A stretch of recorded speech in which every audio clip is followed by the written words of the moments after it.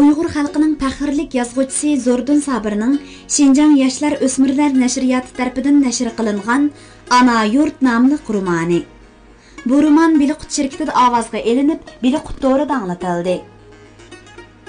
13 qadam qo'ygan otning yelnishiga Muxtar bayning ichi og'ridi. Chanini so'ra, Ziyak. U etini yetilab, Ziyovdun chanini so'rab do'ngdan chiqdi va yaqinli yerdagi mahalla qarab mangdi. Atning putlari almashib, besh tushib, tuklari tikallashib titrashga boshladi. Boy etining tumshug'ini tutib beqib, Pishech bo'g'oz yam-yab samirib ketibdi. Qizil may bo'lgan o'xshaydi. Atla! dedi. Uning gapi tugamayla at yerga gup qilib yiqildi va putlarini sunib injiqlashga boshladi. Atning tiniqi to'lima tez edi. Ziyovdun atning ko'ziga qaradi. Qaris tortishib ketyapti. Bo'lmadi aka. Bo'lmasa pichoq urib at, dedi Muxtar bay etiga ta'tir qarab turib. Bo'l, harom bo'lib qolmasin. Bayning ovozi titrab chiqdi. Ziyovdun atning beshini tizig'i oldi. At jim yotadi. U tiniqi ostilab to'xtashga ozli qolgan qargirning enkini qayirib tutib, yog'och sapliq o'rg'oqdan so'qqan pichqini atning bo'g'ziga surtdi. Qaramtul qon oppoq qarga eqib tushdi. At azraqli tipirlidi, oxirida jon o'zdi. Isi joniverim. Muxtar bay tizlanib o'tirib, etiga duo qilib bo'lib, peshonasini atning qo'rsiga qo'yib, machildab yig'lab ketdi. Toychig'ida qo'limga tushib eding. Yaxshi ot, arqaniti degan so'zni rostga chiqarding. Men sendan rozi. Qor qilin. Yo'l kultuk, bilib turib seni qiynab o'ltirib qo'ydim. So'yvatmasak hozirli to'nglab qoladi aka. Nima qilsan qilg'ina, agar jabdoqni yesh. Ziyovdun kumushdan shaldirma qilingan qushqun yuganlarini kumush mis tugurmalar bekitilgan egarni atning dumbisidan oxirgi qitim bo'shatdi. Muxtar bay egar jabdoqini mursiga ortib, yeziga qarab, beshini sangiltib qilin qarda orolni menib yurib ketdi. Ziyovdun chanini atning bir yeniga terab, putlarini o'ri qildida terisini so'yishga boshladi. Muxtar bay jinidan aziz ko'radigan qargari etining go'shini notunish odamlarga xom talash qilib tarqitib beribdi-da, birining uyida choy ichib, turdi yuzi qarab piyoda mangmoqchi bo'ldi. Ish bo'lmasa bir o'kiz bo'lsin beringlar, dedi Ziyovdun atning qartisini olgan bir ko'zida eqi bor, titrabli turadigan dehqonga yelinib. Chani bilan turdi yuziga yetib olayli-da. Lekin dehqon zodil unamadi. Axir ona atning terisini beradigan bo'lib, bir at raniga oldi-da, chani bilan yo'lga chiqdi. Kultuq qarda o at mahallaning sirtiga chiqib mangmay, ursa chichangishib turib oldi. Og'ini ishkisi atni urib hardi. Ishkili mahalla yiroq.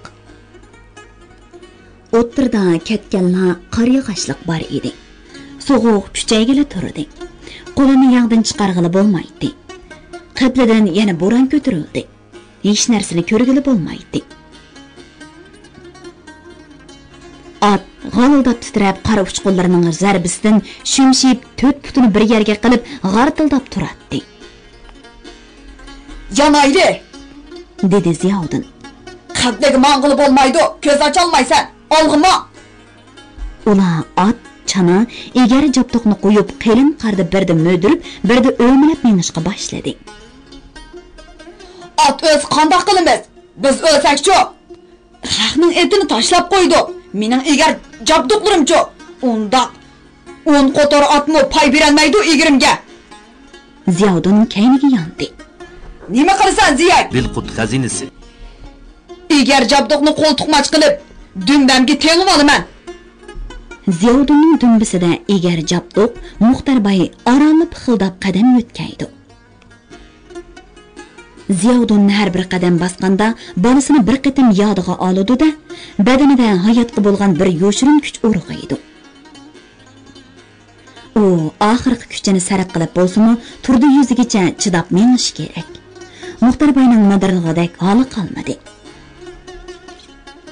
Ko'tirib olaymi aka? Nima?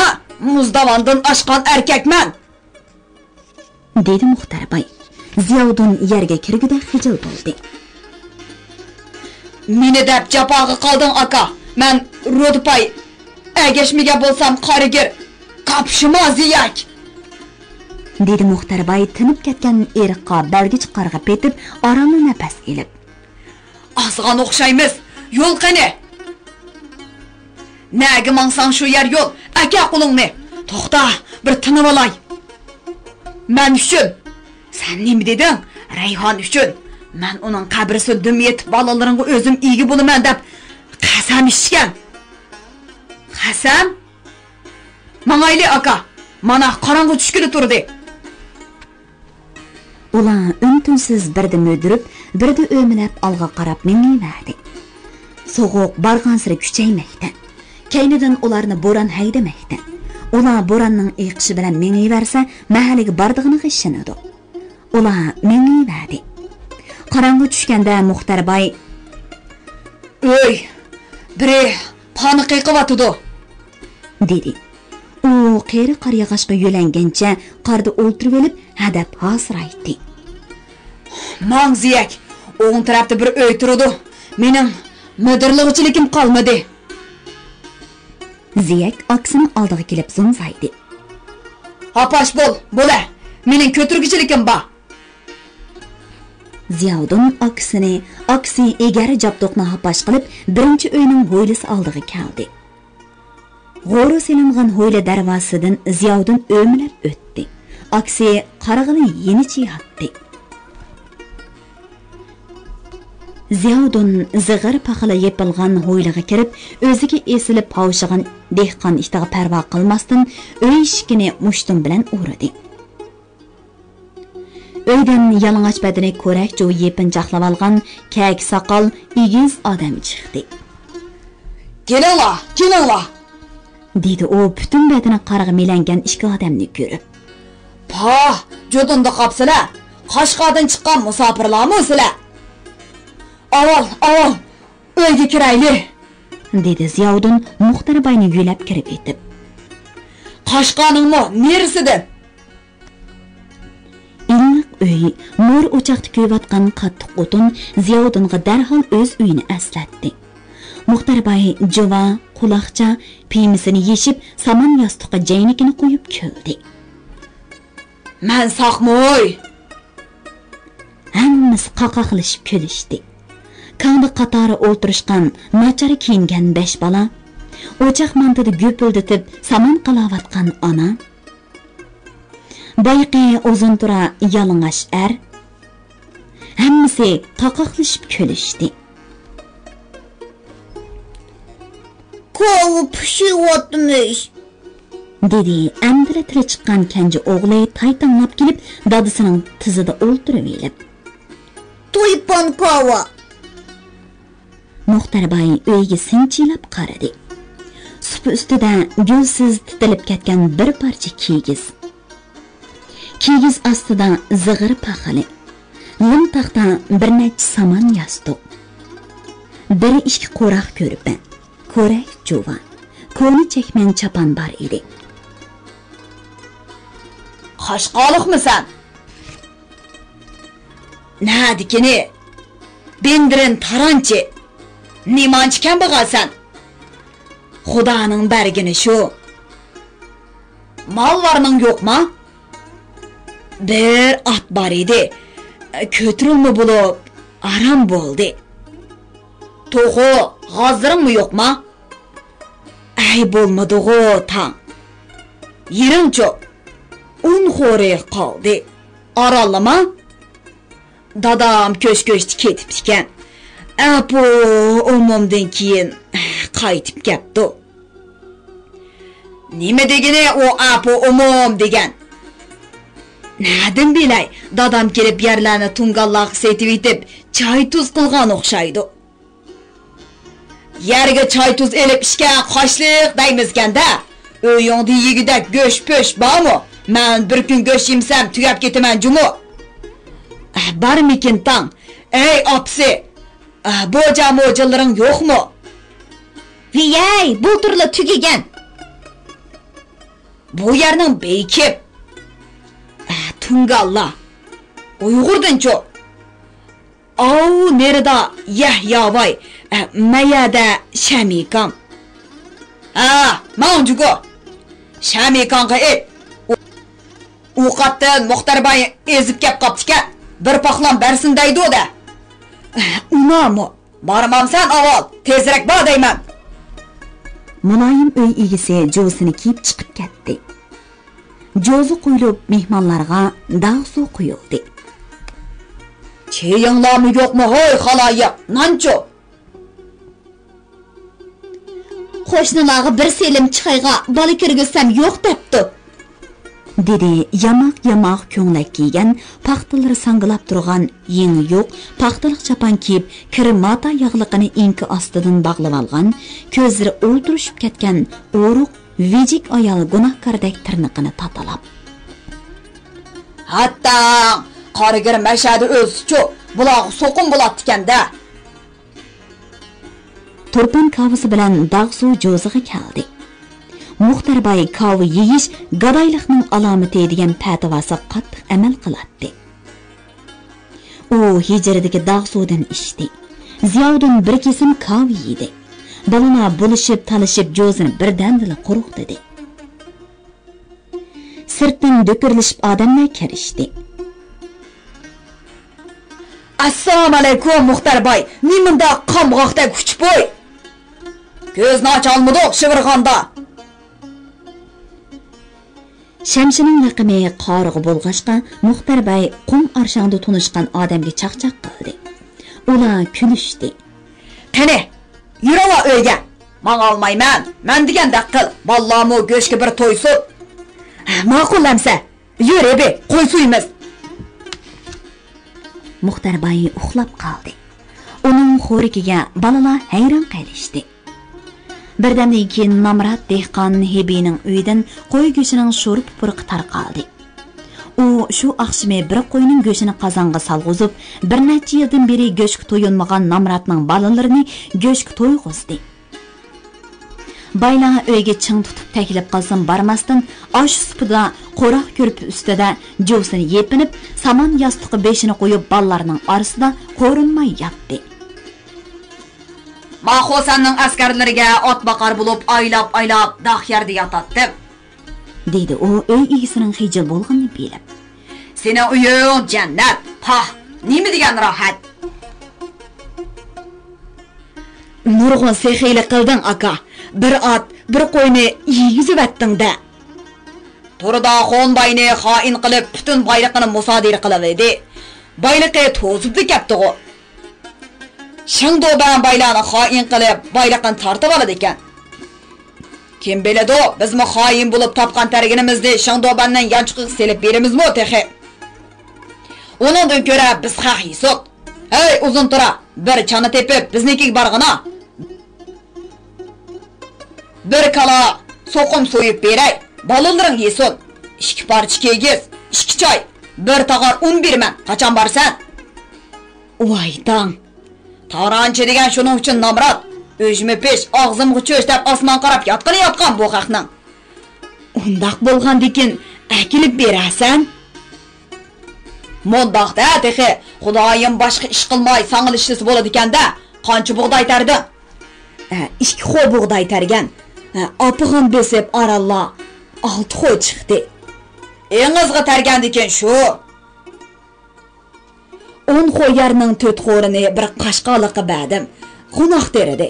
U menga 4 xo qo'noq berdi. Bu ziyotqizg'idak yernada. Ko'ktot, poktot, qo'g'in tavuzchu. Tarmidoq tang. Bar yo'qi 108 tal kavimiz bor shu. Ayoli hasrat bilan gap qo'shdi. Bir sevat yong yo'q. Savzchu xotin. Yey, kuchukning bir nemisidek. Pomidor, laza, chayzi deganlarni g'o bilmaysan-a? Langman, manti deganlarni mo yamdo bolalaring. Bo'lsa-g'o yaydi. 3-4 yilning oldida bir langman etividi. Unutib qolding-ku deyman ha, xotin. To'ximiz yo'q, ishtimiz bor edi. Kepak yo'q, osh etib berolmay o'lib qoldi. Yazdı balalarım nima yeydi? Özükçilikni qandoq o'tkazsa, yeng'oshliqqa ulashqish deyman ha. So'k yeymiz, so'k bilan kava. Terix teribsan-da ha. Muxtar bayning oxirgi savoli javobsiz qoldi. Avval uzun tura, ondan Muxtar bay xo'rak tartishga boshladi. O'rgili bo'lmaydigan bir-biriga yamishib yetishgan cho'ng kichik hammasi uyquga ketdi. Birli Ziyovdan uxlay olmadi. U Munu yer egisining ahvolini ko'rib, o'zining kelgusidan ansirashga boshladi. Hozir uning qo'lida 80 xo yer bor, lekin teriydigini 10 xoga oralli yetadi. Yer beji dan barg'ansir ko'paymoqda. Bultur 17 xodan to'kib edi, bu yil 21 xo bo'pti. Danni to'kib bo'lib edi, oralli 6 xo bug'day qoldi. Kelar yili yangi oshga yetguncha yeydig'inimiz shu. Uruqmi shu? Yeydig'iniga oralli yeta, uruqni qandoq qila? Bir e'tibor edi. Hozir ummi yo'q. 3-4 qo'yi bo'ladigan ummi tugedi. Aysashan yo'laga dadisi malvaran qoldirgan, yerni berdi. Qo'y kala otlarni bo'ldi davatgani nimasi? Kun ko'rish uchun ikkili yo'l qoldi. Biri yer setish, yana biri da'vo qilish. Har ikkisini nomus. Qaysi yomonroq nomus? Yer satdi degan so'z ota bo'lsining G'ozi hojining nam obro'yini satdi degan so'z. Yo'q, buni qilishga bo'lmaydi. Da'vochi Aysa Shangyo degan uning dadisining kichik opasining cho'ng o'g'li. Dadisining kichik opasining ro'yi qo'rinmamdi. Ondan keyin dadisining ro'yichi. Xalqning gapichi texi.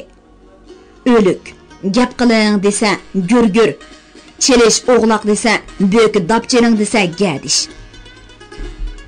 Jamba qolmay o'z qarindoshlarining ustidan arz qilib yurganini qaramamdigan deysa, bundaq gap chumoqdimi yaman. Insof qilsa bera, lekin insof bo'lsa Aysa Shongyum yerning dallarini menga döngab, meni bog'latib sultib qo'ymas edi. Uning bo'ynini bir nima chaqdi. U silab budruqni tutib olib, mo'r o'chqiga tashlab edi, putlarini, boshlarini qimildatqala turdi. Pa, bichora balalar, kov bilan mushpitlarni bo'rdaydi ekanda. U o'tirib olib, u yeri bu yerni salashga boshladi. Balalar tipirlashib zodili jim yotmaydi. Kangda yotgan ana hammani sezib yotsa kerak, yilidan yiliga tartatdi. Mana Muxtar baymo qimirlab jo'yladi. Rayhon, hay Rayhon, olg'ana. Bir tuqqan akisining og'zidan uning xotinining ismi chiqqani nimasi? Ularning chatqi bormidi ekan? Yo'q. Rayhon undaq qiladigan xotin emasdi. Rahmati Ziyovdonga qonmayni o'tib ketdi-ku. Pa, uning eriga amroqlaqi. Shuning uchun Ziyovdon nini kechlarni u yoqqa bu yoqqa o'rilib o'tkazyapti. 4 yildan beri uning necha qitim tushi buzildi. Hamma qitim Rayhon bilan.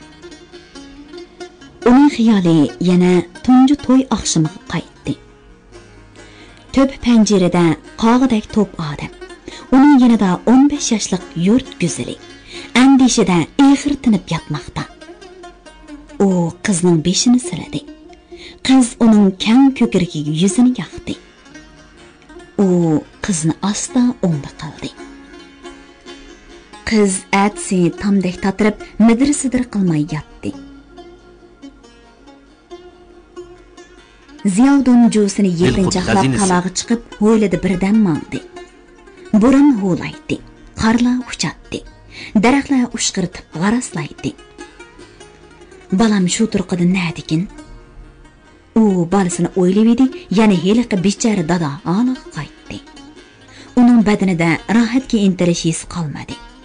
Qalbida bir xil seg'inish, judolik, otiliq burch hissi yolqin bo'lib yenishqa, bo'ron bo'lib gurkirashga boshladi. Anglayotganinglar biri qutoridan anglatilayotgan ovozliq asarlar sahifasi. Hay inson, hayotga samimiy muomala qilsanglar hamma yerda xushallik topalaysan. G'am g'ussa yalqinlari ichidami kula olaysan. Yana shundaqla tog'dak lazzatni o'z zimmang ado qiladigan ish uchun cho'rib tashlab g'am qayg'u ichiga sho'ng'iy olaysan. Samimiy odamlar hech nima izlamaydi. Baxtmi, baloyi ofatmi uni agishib yuradi. Qaysi chaqqan bo'lsa, inson shuning asiri. Ziyoddin bu kechini uyqusiz o'tkazdi. Atsi Shamibay ularni Yahya Mingbegining uyiga boshlab bordi. Mingbegi egiz, tarmush, qara soqol, do'ppisini ko'ziga kiyib oladigan mag'rur odam edi. U mushu 500 ni so'raydigan Mingbegi, yerlik hukmron edi. Uning uyimi ko'nicha, eg'il, ambar, uy eshiklari, quchoq yetmaydigan to'riklari bor uy edi. Mehmonlarni mehmonxonaning to'riga, kiyik terilaridan qilingan ko'rpalarga o'ltirg'izib bo'lib, Mingbegan duodan keyin tarancha odati bo'yicha gapni chaqchaqdan boshladi. Muxtarboy, qorgir muzdavondan o'taligan bilan tuzdavondan o'talmabdi-da. O'tishni o'tdi. Qoshliqlar to'shqan qo'g'lab avar bo'lmasin deb tayyor go'sht bo'lib berdi-da. Eliq Qashqarliq Mingbegi ilham do'tay bo'laman deb chepib yuramdi. Tinmaydi-da, uning kirmaydigan to'shki yo'q. Anglasak Zakirxon xo'jamni qo'lga kirgizib bo'pti. Hokim bo'lg'udak deyshidi. G'ini bilan bizning nuriylarni tutib bersalar, u hokim bo'la oladi jumu. Oy, Nuri degan bola sizning bolangizmi? Men yaqinda 9 tarog'i borgan edim. Hokimning uyida G'ini bilan ikkisini ko'rib qoldim. Yangi hokimga Nizarxon xo'jamning heliqi Apriz Bonum degan xotini tegib oldi danga.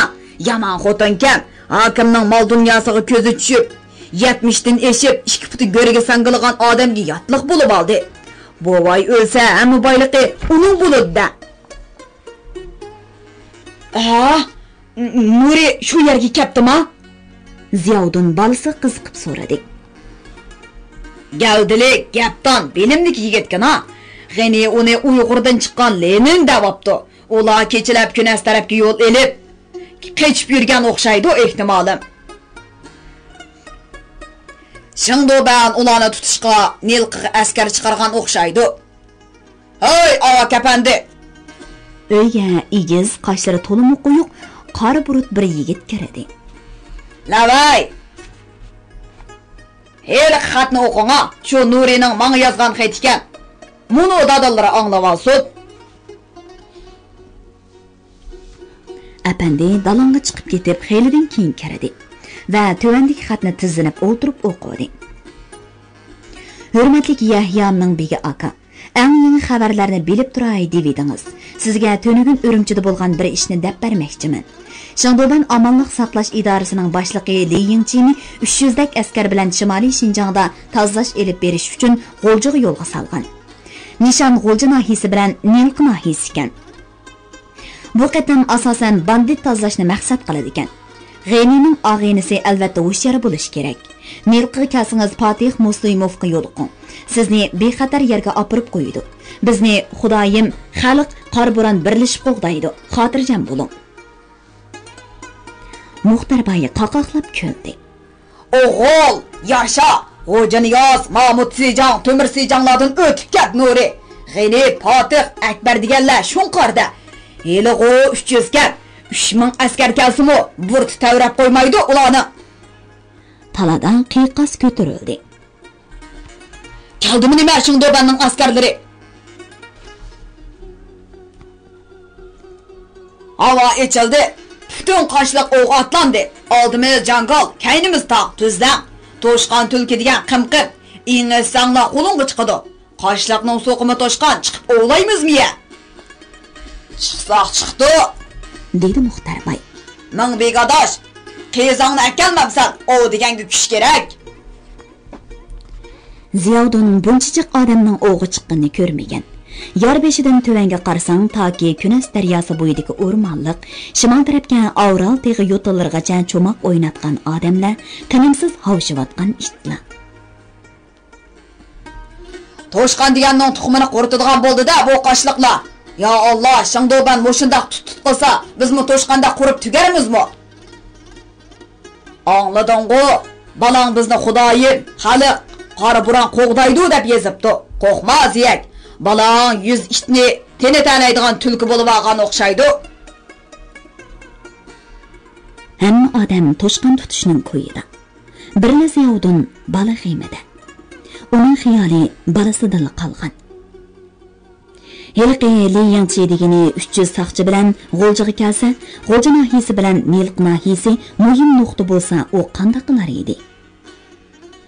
Bichara balasini tutib olsa yoki etivasa, Ziyovdin azob chidiya olami? So'qish bo'lsa edi, bundaq ansizchilikda yashag'ucha jangga kirib kassa yoki o'qdi o'lsa yoki o'chin olsa. Aksi Manbegining bir etini minib, daryo bo'yiga qora to'zitib yurib ketdi. Uning mang'isi yo'q. U shimolda ko'rinib turgan Avral teg'iga qarab qaytibla qoldi. U tog'ning nerisida uning suyimlik o'g'li bor emasmi? Liyangchi rost degandekla G'o'lji shahriga kelib 3 kun harbiy holat yurgizdi. Ikki zavod ansiz hurkiradi. Uyg'ur uyushmasi gimnaziya va Husayn baylar zavodidan 30 dak yoshni tutdi. Lekin nahiylarga chiqolmadi. Tog'lar bo'lsa tamom etilgan edi. Qilin qor rostli mardlarni qo'qdimoqda edi. 1942-yil 3-oyning 19-kuni qorlar erib, ko'chalarda agiz yiqiyotgan bu kunda Shangdobanning 4-inisi Shinshichiga o'z uyida tuyuqsizda o'q tegdi. U o'ldi. Shinsay darhol kechirib yig'mashdi. U hozir Sovet ittifoqi Bolsheviklar partiyasining a'zosi ekanligini unutib, ma'uzirini ustalga qo'yib, "Bu cho'qim o'rislarning ishi, yanan bilan tili bir" deb varqiradi. Uning qisqa buriti, qo'yuq qoshlari tik-tik bo'lib ketgan. U barliq gumonliq odamlarni tutishga buyruq berdi. Jungo Kommunistik partiyasining Shinjongda xizmat qilayotgan 120 necha a'zosini bir kechadan qo'lga oldi. Ondan keyin Sovet ittifoqida o'qib kelgan o'quvchilar, ofitserlar maktabidagi Sovet ittifoqi bilan munosabati quyuq bo'lgan o'quvchilar, Shinjong institutining o'quvchilari, Jahongirlik qarashtirish uyushmasi, har qaysi millatlarning madaniyat oqartish uyushmalarining bo'lim boshlig'idan yuqori kadrlari bo'lib, 600 necha odamni qo'lga oldi va Stalinga telegramma yo'llab, Sovet ittifoqining Shinjongda turishli xodimlarini qaytirib ketishni talab qildi. U bir kundan bo'ri jo'sini kiydi. 6 buyuk siyosat, marksizm, leninizm deganlarni eg'iz olmas bo'ldi. U hatto Sovet mashinasida o'ltirmasdan Germaniya mashinasida o'ltiradigan bo'lib oldi. U bundan keyingi dunyoning taqdiri Germaniya bilan Yaponiyaning qo'lida bo'ladi deb hukm chiqardi. U shuning bilan birga Jiang Jishini o'ziga orqa terak qilishni zarur hisobladi. Lekin u Jiang Jishini yomonlab Sovet ittifoqiga yaqinlashganlik uchun Sovet qizil armiyasining 8-polki Jiang Jishining jazo yurishiga taqobil turish qo'ydi. Shinshinshiyada turgan Jiang Jishimi Sovet ittifoqining Jungo kompartiyasiga madad berish maqsadida Shinjongdan hujum qilib kirishiga taqobil turish uchun Gansu o'lkasining Jiuchuan viloyati atrofida xandak qo'llatib qattiq mudofaa tayyorlagan edi. Sovet qizil armiyasining polkovniki Masniko har qachon hushyor bo'lish to'g'risida Moskvadan doim yo'l yo'riq elib turardi. Chunki Sovet ittifoqi bu chaqda qiyin kunlarni beshidan o'tkazib o'tadi. Germaniyadan havodan bombardimon qilish plani Oral tog'larigacha bo'lgan keng doirada bo'lg'ashqa, Stalin Sovet eg'ir sanoatini Oralga yo'tkigan bo'lsa-mu, bu rayon yana xatarli rayon edi. Shunga Sovet ittifoqi aeroplanlarining zapchastlarini akilib, Urumchi atrofidagi Tudun xabada qurashtirib, oldingi safga avatib atadi. Maytaq neftligidan urush uchun yaxshi foydalanadi. Sovet ittifoqining Shinjongda ishlayotgan 20 necha ming xodimi birlik qiyqas bilan chiqib ketadigan, bir necha yuz odamini qo'lga olsalar, qo'rqib tikib yetadigan ojiz kuch emasdi. Stalin har amal bilan o'ziga xoinlik qilg'ichini jazolay oladi. Lekin u shu kunlarda Shinsay to'g'risida o'ylanishga vaqt chiqara olmay yotadi. Uning butun diqqati Moskva, Stalingrad, Kiyev, Kurskiy urushlariga qartilgan edi. Shundaq bo'lsa-mu, Shinsay Stalindan o'lgida qo'rqatdi. U yuz o'rmay desa, Stalin g'olisa ishim chataq deb ansiraydi. Naq shu dakki-dukkichilik bo'lib atqanda Amerikaning muavin prezidenti Wilson Sovet ittifoqi orqali Urumchiga keldi. Uni kutib olish uchun 8-urush rayonining bosh qo'mondoni Jo Shaoliang bilan havo armiya bosh qo'mondoni He Jingwula Urumchiga keldi. Shinsay ularni favqulodda cho'ng iltifot bilan kutib oldi. U Jiang Jishining bu yaqinlari orqali o'zining Jiang prezidentga cheksiz sodiq ekanligi, kommunizm xavfiga qarshi kurashda Amerikaning eng jangovar jon fidolaridan bo'lishga tayyor ekanligini bayon qilib, orqa-orqadan nutq so'zladi. Xinjiangning qo'ldan ketishidan qattiq ansirab yurgan Jiang Jishiga Shinsayning bu so'zlari yog'dek yoqdi. Jo Xiaoliang Shinsayning mursiga urib, Jiang Weiyang sizdan shuni umid qilib yuratdi. Jungo xalqining esil farzandi vatan tuprog'ini hammadan a'lo biladi. Yaraysiz, dedi. Shu kundan boshlab Shinsay harbiy kiyimini zodiri yo'tkamaydigan bo'lib oldi. Anda sanda kostyum burulki kiyib, galastuk taqib, cho'ng-cho'ng so'rinlarga berib, Sovet ittifoqi amaldorlari bilan qaqoqlab kulib, Yevropacha quchoqlashib ko'rishadigan ishlarmi shuning bilan oxirlashdi. U kaskin, surlik chiroy bilan harbiychi pagon medallarni taqagan. Yeniga tapancha asqan, qurolli qismlar muhofizatida u yer bu yerga boradigan, varqirab gap qiladigan, nutq so'zlasimi tapanchisini ustalga qo'yib qo'ydigan hayvatlik, surlik getlarga o'zini taqlid qiladigan birdan-bir Osiyolik bo'lib qoldi. Qarlar eridi. Tog' qaptonlarida yop-yeshil chimanlar kun nurida yaltiradi. Qarag'ay orallarida bo'g'im-arallar, kiyik tulkilar mast bo'lishib cho'qan selishdi. G'o'lji bog'larida bahor shodligida mast bo'lishgan qushlar bas-bas bilan sayrashdi. Lekin Xinjiang osmonini qora bulut qaplagan. Na havoda, na odamlarning chiroylarida shodlikdan asar yo'q edi. Anglayotganinglar Bili Qutoridan anglatilayotgan ovozli asarlar sahifasi. Amir Musabayov Dotay yamulidan parishon holda qaytib chiqdi. Altaydagi Oltunkan, Maytag'dagi neft, harbiy maktab, savdo shirkatlaridagi Sovet odamlarining davlatiga qaytishi Husayn baylarga munosibatsiz bo'lgani bilan Sovet ittifoqi bilan bo'lgan savdoni to'xtatsan desa, ularga keladigan ziyon to'limi cho'ng bo'ladi. Ularning Moskvadan tartib olmotag'ichi bo'lgan barliq shirkat vakolatxonalari taqilarmish. Bunday bo'lganda ular teri zavodining mahsulotlarini shuncha qo'y, ot, yung, qimmatlik mingizlar va terilarni nega sotadi? Zavodlar savdo biraqli to'xtasa, bundan keladigan ziyonga chidig'ili bo'larmi? Bu ish tuyuqsiz osmondan tushgan bomba, to'pon suyi, yer tavrab boyliqni yer yutgandek bir ofat. Yeni kelgan Dotay Siling qopiqi yomon, ovozi tum, gapga zodili quloq solmaydigan odam bo'lib chiqdi. Kim ijro qilmas etiladi uning deydigan shuli gapi. Uningga pora tanglashmi o'ziga o'q otgandekla bir ish. Uning bilan yiqilishning yo'li bormikin? Zokirxon Dotaychi.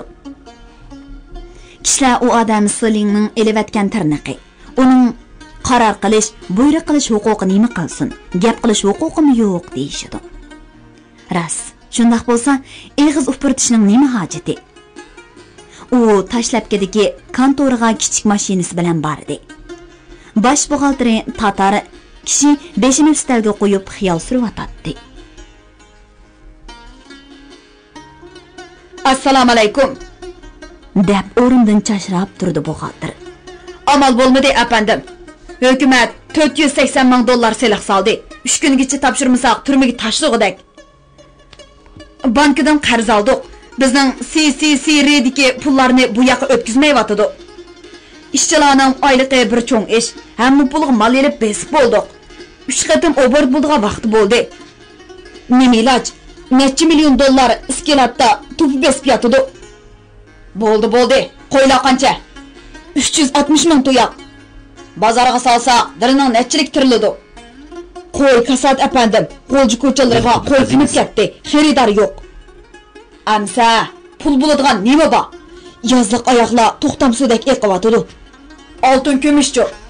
Kasat, oyon kashlashing do'banning xotinning odamlari dirdan 3 barobar arziniga elib, Ko'liga, Shanxayga, Tianjinlarga opirib, o'nnasilab foydasiga setyotidi.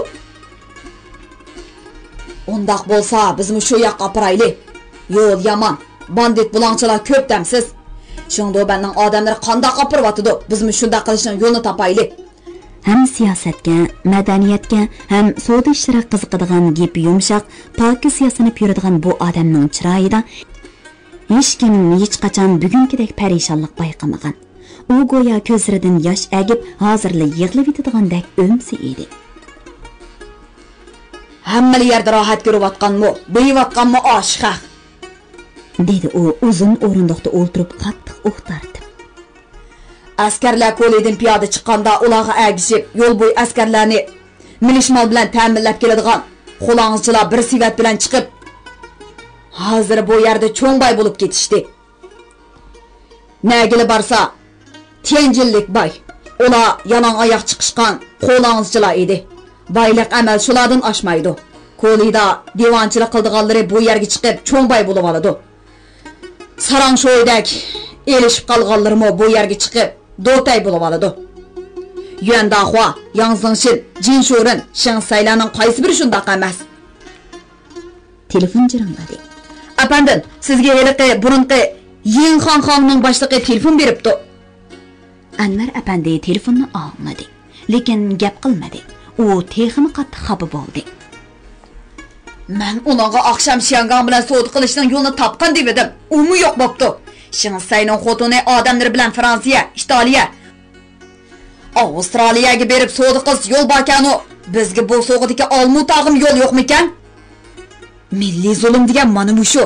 Shingdoban millatlar barobar deydi-yu, bir millatni xon, boshqa millatlarni qul ko'radi.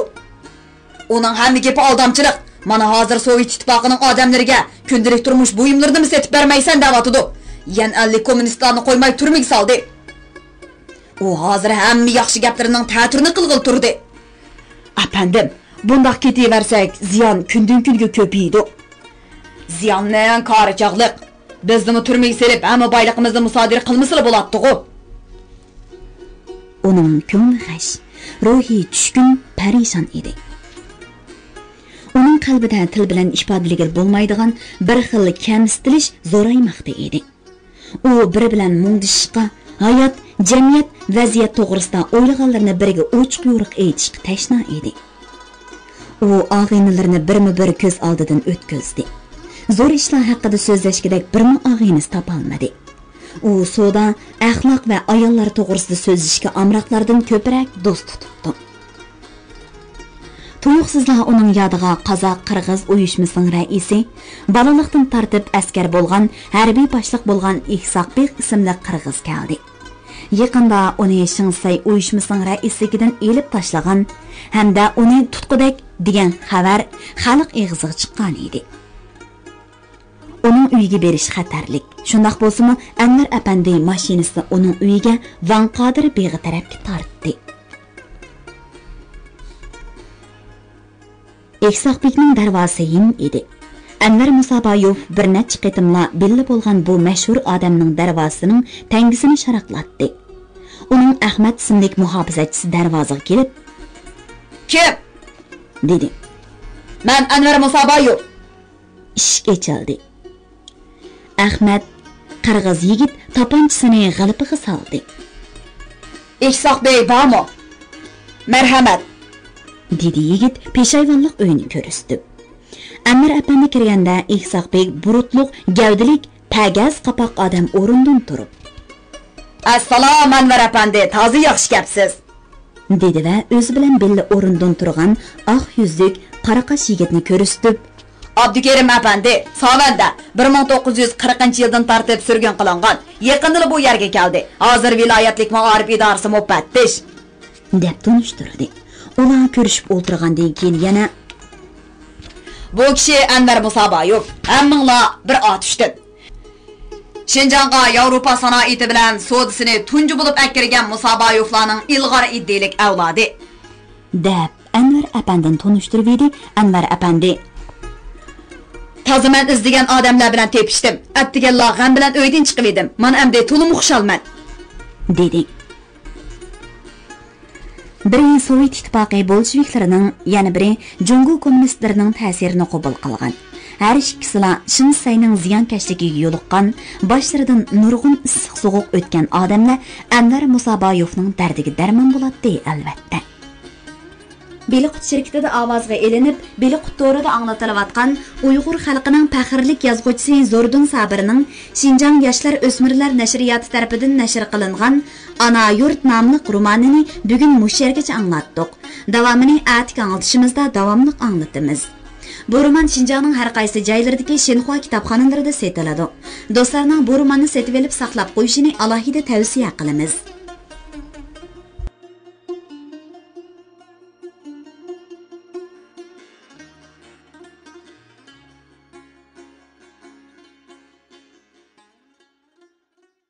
Beliqut xazinasi Uyg'ur xalqining urf-odat, mashhur shaxs tibobat, maqol tamsil, cho'chak, rivoyat qatorliq Uyg'ur madaniyat xazinasidagi bebaho go'harlar.